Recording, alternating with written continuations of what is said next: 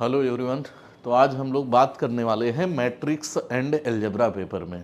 ठीक है, तो जो भी मैट्रिक्स और अलजेब्रा पेपर के इम्पॉर्टेंट क्वेश्चन आते हैं उनकी बात करेंगे। ठीक, और जैसा पेपर पैटर्न आता है लखनऊ यूनिवर्सिटी का, हम लोग जैसे मान लो सेकंड पेपर है जिसका नाम है मैट्रिक्स एंड अलजेब्रा, जैसे मैट्रिक्स एंड क्या है, अलजेब्रा है। ठीक, सबसे पहले हमको बस ये समझना है कि हमको जो करना है या पढ़ना है उतना ही पढ़ना है जितना हम लोग के पेपर में 100% हो जाए। 100% हो जाए का मतलब है पहले सेक्शन से एक क्वेश्चन 15 नंबर का सबको करना होगा। ठीक है, वो सिर्फ मैट्रिक्स में जो हम लोगों ने पढ़ रखा है, जो पढ़ा रखा गया है उसी की अच्छे से प्रैक्टिस कर लेंगे, हो जाएगा। इसके बाद में सेक्शन बी से 3 क्वेश्चन करना है। जैसे मान लो पहले वाले सेक्शन में एक 15 नंबर का क्वेश्चन करोगे। ठीक, ये सेक्शन ए से हो गया और ये जरूर मैट्रिक्स से ही आएगा। इसके अलावा सेक्शन बी में हम लोग को 3 क्वेश्चन करना है, तीनों 20-20 नंबर के होंगे, 2-2 पार्ट कंसिस्ट करेंगे। ठीक है, तो इसमें मैट्रिक्स से भी आएगा। इसके अलावा जो हम लोगों ने पढ़ा है, जैसे ग्रुप पढ़ा है, ग्रुप का एग्जाम्पल पढ़ा है, सब ग्रुप पढ़ा है, आर्डर ऑफ एलिमेंट पढ़ा है, साइक्लिक ग्रुप पढ़ा है, या नॉर्मल के जो इंपॉर्टेंट क्वेश्चन है अभी हम करवाने वाले हैं या करवाएंगे। ठीक, इसके अलावा होमोमॉर्फिज्म और आइसोमॉर्फिज्म की थ्योरम, इसके अलावा रिंग फील्ड इंटीग्रल डोमेन जितना पढ़ लिया है उतना यदि कर लोगे तब भी इसमें 4-5 क्वेश्चन से और ज़्यादा ही मिल जाएंगे। ठीक है, तो अभी हमको करना ये है कि जिन लोगों ने जैसे मैट्रिक्स लगभग सबने पढ़ा है, तो मैट्रिक्स में ये समझ होना चाहिए कि मैट्रिक्स में कैसा क्वेश्चन आएगा, क्या क्या आता है। तो जैसा हम लोग का मैट्रिक्स का पेपर है या जो हम लोगों ने मैट्रिक्स अलजेब्रा में पढ़ा था, सबसे पहले जो मैट्रिक्स से आएगा वो सिमेट्रिक और स्क्यू सिमेट्रिक से आएगा। क्वेश्चन जो आएगा हम लोग का सिमेट्रिक आएगा और कैसे आएगा, स्क्यू सिमेट्रिक आया, ये हम लोग जानते हैं। इसके अलावा फिर कैसे आता है, हर्मीशियन से आएगा और स्क्यू हर्मीशियन से आएगा, हर्मीशियन और स्क्यू हर्मीशियन आएगा। क्या होता है, डिफिनीशन भी आती है, और इसके अलावा इसकी थ्योरम या क्वेश्चन जो हम लोगों ने करा है वो करना पड़ेगा। ठीक, हर्मीशियन स्क्यू हर्मीशियन पढ़ने के बाद हम लोग मैट्रिक्स में क्या पढ़ना है, रैंक ऑफ मैट्रिक्स पढ़ना है। अब जैसे ये रैंक ऑफ मैट्रिक्स हमने वर्ड लिखा, ये 2-3 बार इसकी डिफिनीशन ही पूछा है कि रैंक ऑफ मैट्रिक्स होता क्या है, तो हम लोगों ने पढ़ा है रैंक ऑफ मैट्रिक्स क्या होता है। इसके अलावा 10 नंबर में, पहले सेक्शन के अलावा दूसरे में भी, बी में 10 नंबर में कम से कम रैंक निकालने का या तो नॉर्मल फॉर्म का या तो इकलन फॉर्म का क्वेश्चन आना ही आना है। तो यहाँ पर जो भी इसके दोनों मेथड होते हैं, जैसे ये इकलन फॉर्म अच्छे से कर लो और इसके अलावा नॉर्मल फॉर्म कर लोगे, सब कुछ हो जाएगा। फिर चौथे वाले पार्ट में हम लोग मैट्रिक्स में जैसे पढ़े थे, क्या पढ़े थे, रैंक ऑफ मैट्रिक्स के बाद में सिस्टम ऑफ लीनियर इक्वेशन पढ़े थे। सिस्टम ऑफ लीनियर इक्वेशन 2 तरीके का होता है, एक होता है होमोजीनियस सिस्टम और एक नॉन होमोजीनियस सिस्टम होता है। 100% एक लॉन्ग क्वेश्चन जरूर आएगा। ठीक है, तो जैसे हम बता रहे हैं एक इससे आएगा, एक इससे भी आएगा, और सिमेट्रिक और स्क्यू सिमेट्रिक की भी एक थ्योरम जरूर आना ही आना है। ठीक है, अपने को मतलब सिर्फ मैट्रिक्स तैयार कर लो, तुमको पहले यूनिट से एक क्वेश्चन, पहले सेक्शन से एक क्वेश्चन, दूसरे से 3 करना है, 4 ही करना है, लेकिन 3 क्वेश्चन अकेले मैट्रिक्स से आ जाएंगे। इसके अलावा पांचवें में जैसे हम लोगों ने पढ़ा था, ये पढ़ा है Cayley Hamilton theorem, eigen value eigen vector, Cayley Hamilton theorem और eigen value eigen vector, eigen values and eigen vector. ठीक है, यदि इतना आप लोग पढ़ लोगे, मैट्रिक्स पूरा तैयार कर लोगे, तो मिनिमम हम लोग का यहाँ से 2.5-3 क्वेश्चन जरूर हो जाएगा। 3 हो जाएगा तो इसके बाद में एक ही क्वेश्चन तो अपने को करना है।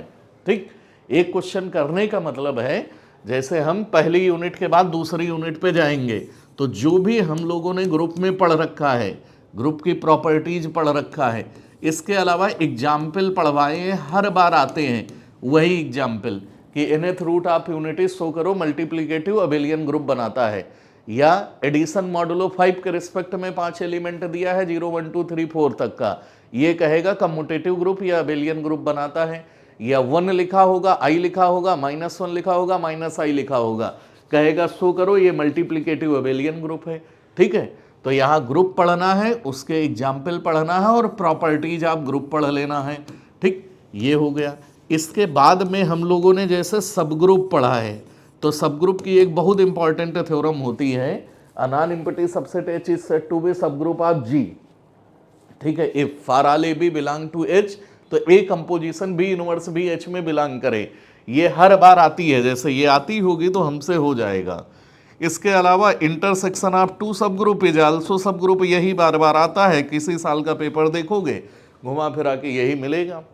इसके अलावा थर्ड में जैसे हम लोग आर्डर ऑफ एलिमेंट पढ़े थे, आर्डर ऑफ एलिमेंट हम लोग पढ़ लेंगे, आर्डर ऑफ एलिमेंट का हम लोग थ्योरम जो है वो समझ लेंगे। इसके अलावा फिर हम लोग साइक्लिक ग्रुप और नॉर्मल ग्रुप होता है, साइक्लिक ग्रुप, नॉर्मल ग्रुप और कोशिएंट ग्रुप, तो इनके जो भी क्वेश्चन हम लोग पढ़े थे, अच्छी बात है, जो नहीं पढ़े थे इसके सारे इंपॉर्टेंट क्वेश्चन अभी हम लोग करवा देंगे। जैसे नॉर्मल ग्रुप में भी होता है इंटरसेक्शन ऑफ टू नॉर्मल सब ग्रुप इज आल्सो नॉर्मल सब ग्रुप। साइक्लिक ग्रुप का सब ग्रुप भी कैसा होता है, साइक्लिक होता है, बार बार आता है। ठीक है, इसके बाद में फिर हम लोग यूनिट 3 में गए थे, तो उसमें आइसोमॉर्फिज्म और होमोमॉर्फिज्म है, तो उसकी कुछ थ्योरम हमने करवाया था। जैसे होमोमॉर्फिज्म की 3 थ्योरम होती हैं, एक फर्स्ट, एक सेकंड और एक थर्ड। जो थर्ड थ्योरम ऑफ होमोमॉर्फिज्म होती है वही फर्स्ट थ्योरम ऑफ आइसोमॉर्फिज्म भी होती है। इसके अलावा आइसोमॉर्फिज्म की सेकंड थ्योरम होती है। तो तीसरी यूनिट में हम लोग को क्या पढ़ना है, होमोमॉर्फिज्म और आइसोमॉर्फिज्म पढ़ लेना है। तो इसकी जो भी इंपॉर्टेंट थ्योरम पेपर में आई है, नहीं कराया है उसको अभी 3-4 लेक्चर में हम लोग कर लेंगे। इसके अलावा फिर हम लोग का जो पेपर में आती है, चौथी यूनिट से आएगा ring field integral domain. Ring आएगा, फील्ड आएगा और क्या आएगा, इंटीग्रल डोमेन होगा। बहुत छोटी सी यूनिट है, रिंग की डेफिनेशन पढ़ लेना है। Every field is an integral domain, जैसे थ्योरम करवाया था, किसी साल देखना तो घुमा फिरा के हर बार वही 2 ही 3-4 थ्योरम आती है कि S is said to be subring if A B belong कर रहा है एस में, तो ए कंपोजिशन बी भी एस में बिलोंग करेगा, ए माइनस बी भी एस में बिलोंग करेगा। ठीक है, तो हम लोग यूनिट वाइज या ऐसे देख लेते हैं कि क्या हमसे हो पा रहा है, क्या नहीं हो पा रहा है, क्या करना है, क्या हम लोग कर लिए हैं। ठीक, तो सबको उम्मीद है कि जैसे हम लोग ये जो पढ़ रखे हैं, क्या पढ़ रखे हैं, सिमेट्रिक और स्क्यू सिमेट्रिक, बड़े आराम से हो जाएगा। हर्मिशियन और स्क्यू हर्मिशियन हमसे हो जाएगा। फिर रैंक ऑफ मैट्रिक्स की डेफिनेशन कह रहे थे, वो दोनों तरीका निकालने की सीख लेना, नहीं आएगा हम बता देंगे। सिस्टम ऑफ लीनियर इक्वेशन का क्वेश्चन को और बता देते हैं, आइजन वैल्यू और आइजन वेक्टर का बता देते हैं। तो हम लोग जैसे पढ़ रखे हैं पहले कि सिमेट्रिक और स्क्यू सिमेट्रिक होता क्या है, इनकी थ्योरम भी हमने डिटेल में लिखवा रखा है। A square matrix is said to be symmetric if A transpose बराबर ए के हो जाए। A square matrix A is said to be skew symmetric यदि उसका ट्रांसपोज उसके नेगेटिव के बराबर हो जाए। हमने ये कहा था कभी भी सिमेट्रिक का एग्जाम्पल लिखना हो तो ऐसे स्क्वायर बनाना जैसे 3x3 की है, तो यहाँ प्रिंसिपल डायगोनल में कुछ भी लिखना, ऊपर x है तो नीचे x होना चाहिए। स्क्यू सिमेट्रिक का बनाओगे तो क्या होगा, प्रिंसिपल डायगोनल में कैसा होगा, 0 होगा। यहाँ पर यदि x है तो यहाँ पर नीचे क्या होगा, -x होगा। तो ये हमने लिखा, ये क्या है, सिमेट्रिक है। और नीचे जो लिखा ये कैसी है, स्क्यू सिमेट्रिक मैट्रिक्स है।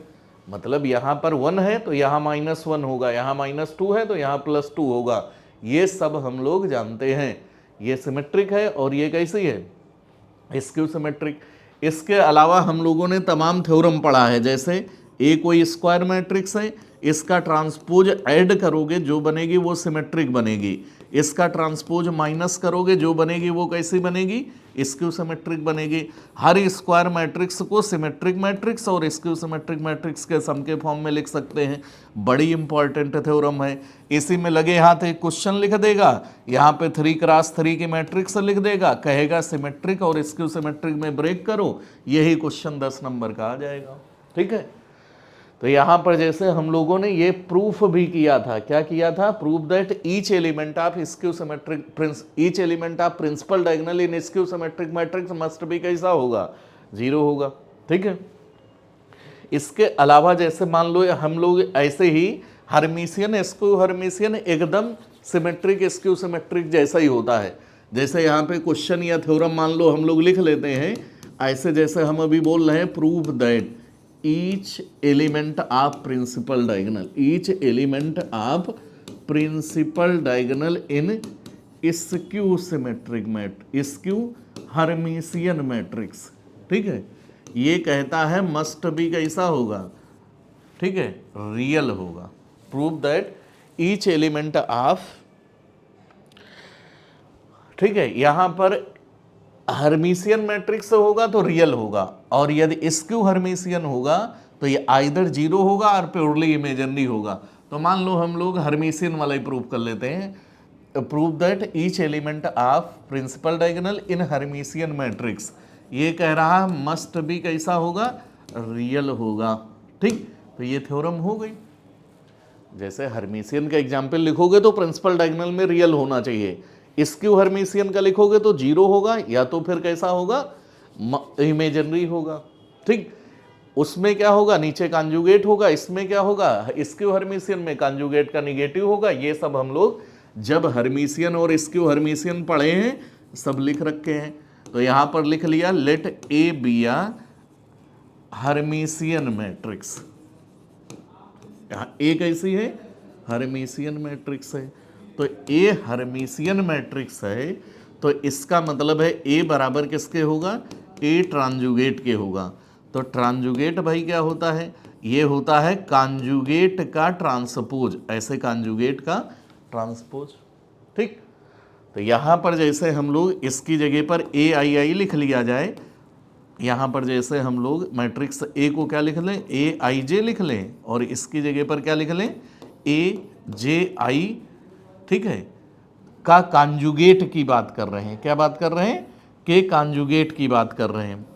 तो हम लोग ये जानते हैं फॉर प्रिंसिपल डायगोनल एलिमेंट्स आई बराबर किसके होता है, जे होता है। तो यहाँ पे ए आई आई बराबर किसके होगा, कॉन्जुगेट आप किसके, ए आई आई के। ठीक, तो यहाँ पर ए आई आई जैसे हम लोग एक्स प्लस आई वाई मान लिया जाए, क्या मान लिया जाए, एक्स प्लस आई वाई।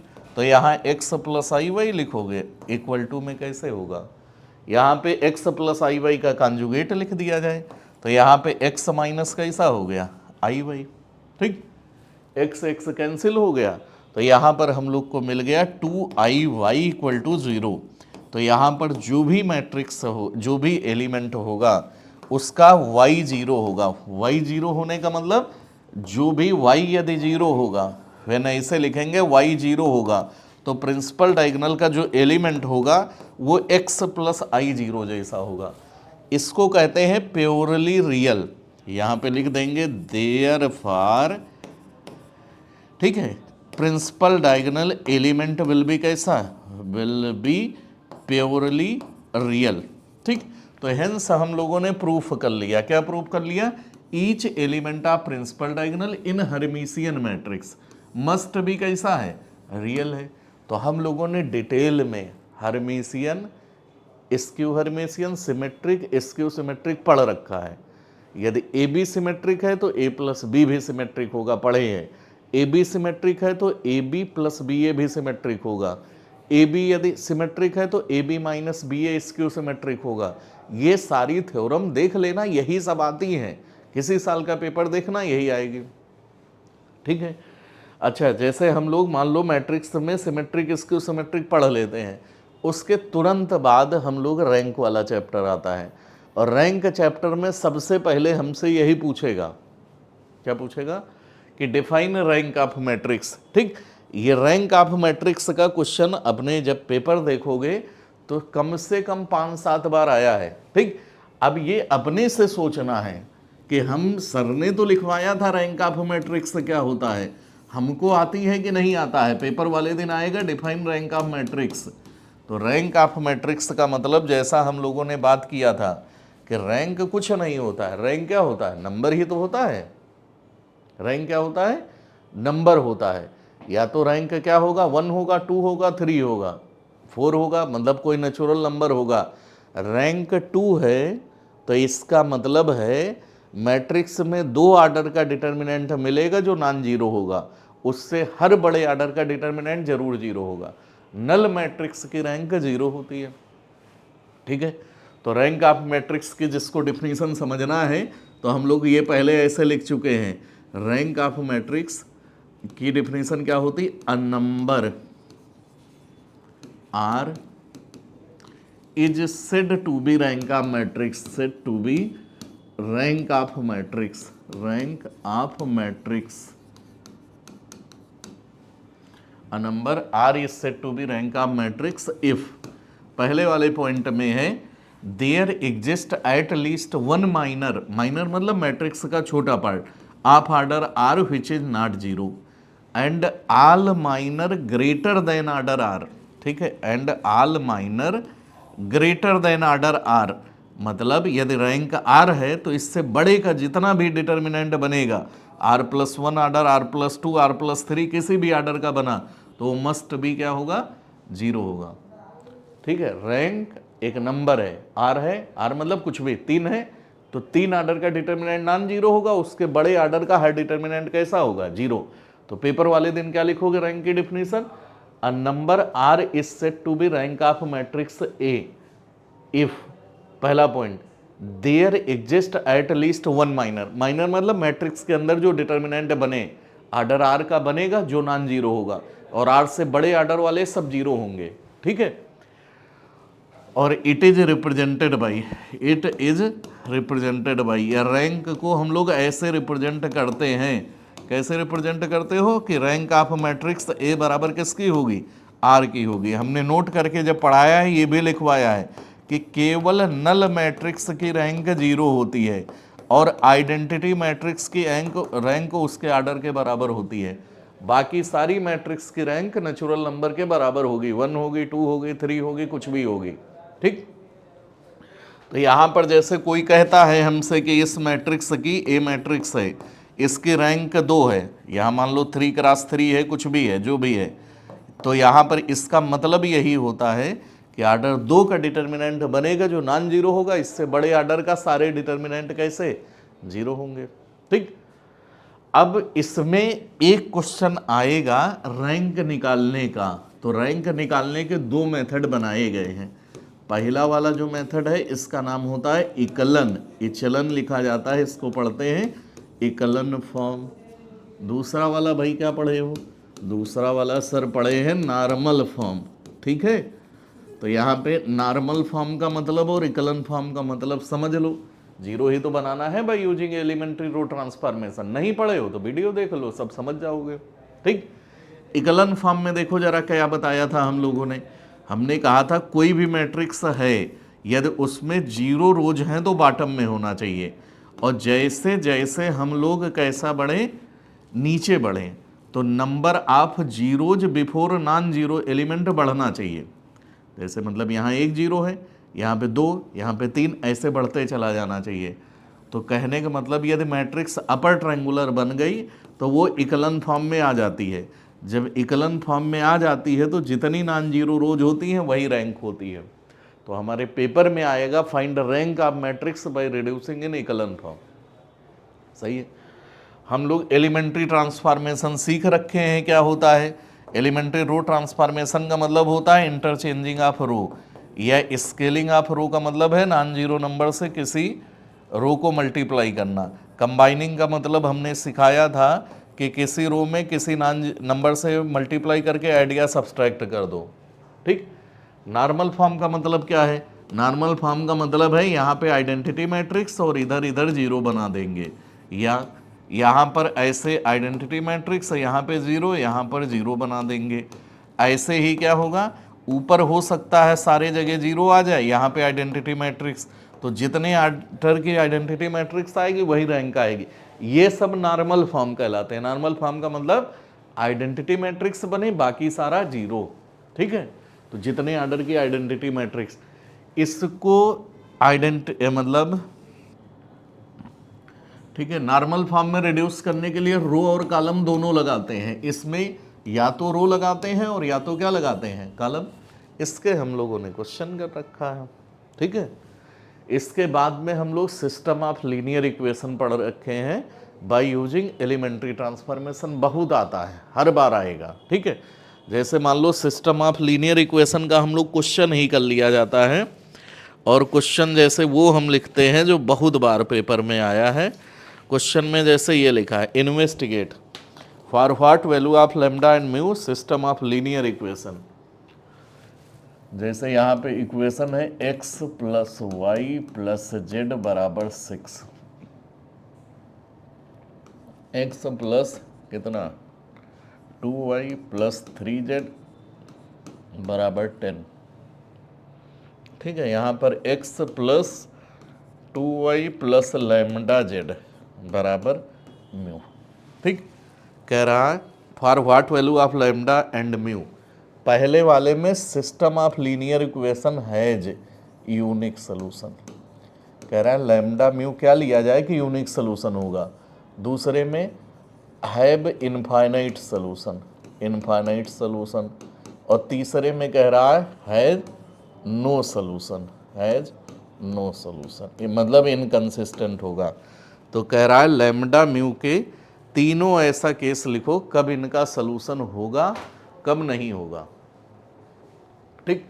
तो हम लोग पढ़े हैं कि सॉल्यूशन निकालने के लिए सिस्टम ऑफ लीनियर इक्वेशन का निकालने के लिए उसको इकलन फॉर्म में लिखते हैं। कैसे लिखते हैं? पहले उसको किस में लिखेंगे? मैट्रिक्स मेथड में, Ax इक्वल टू बी। इसको सॉल्व करने के लिए अगमेंटेड मैट्रिक्स बनाते हैं, और अगमेंटेड मैट्रिक्स हम लोगों ने लिखना सीखा था। कैसे? यहाँ पे A कामा B ऐसे लिखा जाता था। यहाँ पे कोफिशिएंट मैट्रिक्स लिखना 1 1 1 है, यहाँ पे क्या है 1 2 3 है, यहाँ पे 1 2 लैम्डा है, यहाँ पे कहे थे डैश डैश डैश ऐसे लगा देना, 6 है 10 है म्यू है, ठीक है, ऐसे हो गया। अब कोफिशिएंट मैट्रिक्स और एगुमेंटेड मतलब पूरी की रैंक निकालना है, तो रैंक कैसे निकलेगा भाई? रैंक निकालने के लिए इकलन फॉर्म में रिड्यूस करेंगे। तो यहाँ पे 1 1 1 है, डैश लगा के 6 लिखा, माइनस किया तो 0 हो गया, ये 1 हो गया, ये 2 हो गया, यहाँ पे कितना रहेगा 4 रहेगा। इसको माइनस करोगे, ठीक है, यहाँ पे R2 को ले जाके माइनस कर दिया तो ये 0 हो गया, यहाँ पे लैम्डा माइनस 3 आ गया, और यहाँ पे डैश डैश म्यू माइनस 10 आया। सही है, ठीक। अब देखो हमको ये समझना है, क्या समझना है? जैसे पहला वाला केस है नो सॉल्यूशन कब होगा, पहले वाले केस को कहते हैं नो सॉल्यूशन। यहाँ पे देखो भाई नो सॉल्यूशन कब होगा? नो सॉल्यूशन तब होगा जब कोफिशिएंट मैट्रिक्स की रैंक, इसको कहते हैं कोफिशिएंट मैट्रिक्स की रैंक 2 हो जाए, और एगुमेंटेड मैट्रिक्स की रैंक कितनी हो जाए? 3 हो जाए, यहाँ पे 3 हो जाए। तो कहने का मतलब नो सॉल्यूशन कब होगा? जब लैम्डा बराबर कितना हो 3 और म्यू बराबर नॉट 10 हो। यहाँ पे 10 हो गया तो 0 हो जाएगा, ठीक है। तो यहाँ पे क्या करना है? यहाँ पर इनफाइनाइट नो सॉल्यूशन के लिए क्या होगा कि इसकी रैंक उसकी रैंक बराबर नहीं होना चाहिए। कंसिस्टेंसी की कंडीशन होती है दोनों कैसे हो? बराबर हो जाए। इसमें क्या है कि भाई बराबर नहीं होना चाहिए, तो बराबर नहीं होने का मतलब ये है, ठीक है, हमने इसका 0 मान लिया, 0 कर दिया, इसकी जगह पे उसकी जगह पे ये कर दिया। अब आता है इनफाइनाइट सोल्यूशन वाला। यहाँ पे जैसे इनफाइनाइट सोल्यूशन देखो कब होगा? इनफाइनाइट सोल्यूशन में होता है कि दोनों बराबर हों लेकिन नंबर ऑफ वेरिएबल से छोटे हों। तो यहाँ भी 2 हो जाए, यहाँ भी 2 हो जाए, तो यहाँ पे लैम्डा बराबर क्या लिख लेना 3 और म्यू बराबर कितना है 10, ठीक। ऐसे केस में क्या होगा? रैंक दोनों मैट्रिक्स की लेस देन 3 हो जाएगी नंबर ऑफ वेरिएबल से। सॉल्युबल तो है लेकिन नंबर ऑफ वेरिएबल के बराबर नहीं है, ठीक। तो इस केस में कैसा हो गया? इनफाइनाइट सोल्यूशन हो गया। अब तीसरा वाला केस आता है यूनिक सोल्यूशन वाला। तो कैसा होगा? Unique solution. यूनिक सोल्यूशन में देखो क्या होगा? यूनिक सोल्यूशन में तीनों नॉन जीरो, यहाँ पे 0 नहीं होना चाहिए, म्यू यहाँ पे 0 नहीं होना चाहिए, तीनों का नंबर ऑफ वेरिएबल के बराबर, मतलब कोफिशिएंट मैट्रिक्स की रैंक, एगुमेंटेड मैट्रिक्स की रैंक और नंबर ऑफ वेरिएबल बराबर होना चाहिए। यहाँ पे क्या है, कोफिशिएंट मैट्रिक्स और एगुमेंटेड के मैट्रिक्स की रैंक बराबर है लेकिन नंबर ऑफ वेरिएबल से छोटा है। ऐसे हम लोग मैट्रिक्स का कैरेक्टरिस्टिक रूट, कैरेक्टरिस्टिक वेक्टर निकालना सीखे हैं। तो आप सब लोग जिनको भी कोई भी दिक्कत लगे, जैसे मैट्रिक्स में मिनिमम 3 क्वेश्चन आएंगे तो उसको हल्के में नहीं लेना है। हर टॉपिक का आइजन वैल्यू, आइजन वेक्टर, जो भी जिसको बनता है, symmetric, skew symmetric, Hermitian, skew Hermitian, rank निकालने का इकोलन फॉर्म, नॉर्मल फॉर्म, इसके अलावा सिस्टम ऑफ लीनियर इक्वेशन में होमोजीनियस, नॉन होमोजीनियस। ठीक है, कोई भी क्वेश्चन पूछना है आप लोग पूछ सकते हो। इसके बाद वाले लेक्चर में हम लोग ग्रुप थ्योरी के, ग्रुप थ्योरी का मतलब क्या है, ग्रुप में हम लोग सबसे पहले ग्रुप के, फिर ग्रुप का एग्जाम्पल, फिर उसकी प्रॉपर्टीज, फिर सब ग्रुप का, ठीक, उसके बाद आर्डर ऑफ एलिमेंट, उसके बाद cyclic group, normal group, quotient group, इनकी कल पूरी बात करेंगे। परसों वाली क्लास या जब हम लोग थर्ड वीडियो में बात करेंगे तो होमोमॉर्फिज्म, आइसोमॉर्फिज्म में जिसको लगता है कि सर ने थ्योरम नहीं पढ़ाया, क्वेश्चन नहीं बताया, जो भी जितना पूछना है सब पूछ सकते हो। अभी जिसको कल ग्रुप से रिलेटेड, अब तुम लोग के साथ समस्या ये भी है कि समझ ही नहीं पाते हो किस यूनिट में हम पढ़ रहे हैं और सर क्या पढ़ा रहे हैं। तो अभी पहली यूनिट जिसका नाम है मैट्रिक्स अलजेब्रा, यहाँ से मिनिमम कितने क्वेश्चन आएंगे, 2 से 3 क्वेश्चन आएंगे और तुमको करना भी चाह रही है। तो इसमें किसी, सब लोग अच्छे से तैयार कर लो, जिसको जिस क्वेश्चन में दिक्कत लगे पूछेगा। और इसके बाद वाले लेक्चर में, मतलब कल सुबह, हम लोग ग्रुप से रिलेटेड आएगा, ठीक, सिलेबस या इंपॉर्टेंट क्वेश्चन सारे होंगे, बशर्ते तुम लोग अपनी स्थिति देखते हुए कि 4 लिखने लायक पढ़ना है। जैसे बहुत सारे लोग इधर की बात उधर की बात, फॉर्मेट भी बता दीजिए, ये बता दीजिए, लेकिन जब पूछो कि भाई ग्रुप क्या होता है तो चारों प्रॉपर्टी ही नहीं पता रहती है। तो करना क्या है, सबसे पहले वो सारा पढ़ो जो हम लोग अच्छे से लिख पाएँ या समझ पा रहे हैं। ठीक है, मिलते हैं नेक्स्ट वीडियो में।